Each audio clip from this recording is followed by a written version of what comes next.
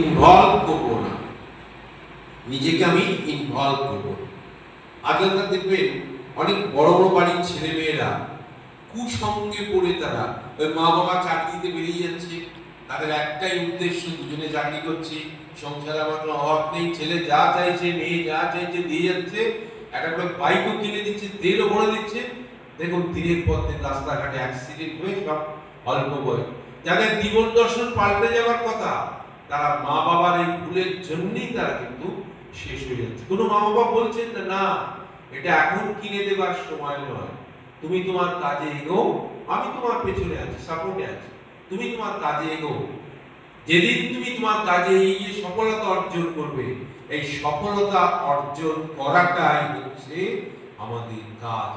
এই সফলতা যদি আমরা অর্জন করতে পারি, দেখবেন আমাদের এতক্ষণ যে কথাগুলো বললাম সেই কথাগুলো নিশ্চয়ই আপনাদের মনে গাচ্ছে, তার সঙ্গে সঙ্গে আমি কথামৃত ব্যাখ্যা করে যাচ্ছি। ঠাকুর যে কথাগুলো বলছেন, এখানে যারা কথামৃত পড়েন তাদের মনের মধ্যে এগুলো আরো ইজি হয়ে যাবে। কারণ কথামৃত যারা পড়েন, সুন্দরভাবে যদি কোথাও ব্যাখ্যা হয়, সেই ব্যাখ্যা যদি তারা শোনেন, আরো তাদের কাছে জল তরল হয়ে যাবে। ওরে বাপরে, ঠাকুর এই কথাগুলো আমাদের জন্য বলে গেছেন, এ তো আমার মনের মধ্যে নেই। আর একটু বলে শেষ করে দেব। বলছেন ঈশ্বর সত্য আর সব অনিত্য। সেই মানুষ তা অবতার মানে না, তাদের দোষ। তোমার ছেলে অবতার মানে না, দোষ কি আছে? তোমার ছেলে তো মানুষ, তার মানও আছে, হুঁশও আছে। এই হুঁশটা একটু আগে আমি ব্যাখ্যা করলাম। টনক, আমাদের টনক নেই। আমাদের টনক নেই বলে আমরা ধরাধরাস্ত্র করি। কেন টনক নেই? না আমরা ভগবানকে মানি না, তাকে বুঝি না যে তার তিনি হতে সবকিছু হচ্ছে। হ্যাঁ, ভগবানকে মানি কখন? আমরা হচ্ছে খুব স্বার্থপর।